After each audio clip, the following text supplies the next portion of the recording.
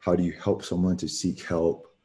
Um, how do you deal with maybe your own expectations of how Mm. tough you should be or how manly you should be as a man? Mm. And I just want to say that one of the first things that helped me in learning to deal with how I'm feeling Yeah. is just learning how to express it. Mm. I think that's the first most important thing. Yeah.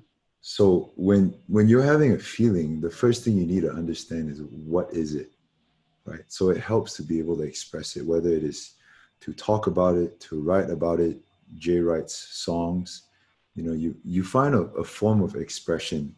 And I think when you're able to express a feeling, it gets less trapped inside you. Yeah. There's an outlet. Yeah. And this is a start to being able to process it. Mm. And then from that point on, what has helped me, this might not be for everyone, but is I actually take some time to journal. I'll write about it, you know, kind of talk about my own thoughts, my own feelings. So at this point, I'm not telling anybody yet, but I'm writing it down. Mm. And that's the first step because then it goes from being within you to at least being on paper. And then if you're feeling okay, then you can take the next step of deciding that maybe now that I've written about it, I feel like I can show this to someone or I can talk to someone about this because you've at least gotten it out, you know. Mm. That second step is harder because you're going from private into, a little bit more public. And Mm-hmm. that can be a scary step because I think a lot of our thoughts are like, who cares about how I'm feeling? Or is anyone even going to empathize with me? Or am I just being weak? Or is this Yeah. just a stupid problem that I should deal with on my own? And Mm. these are all thoughts that are not helpful, right? These are thoughts that do not benefit you at all.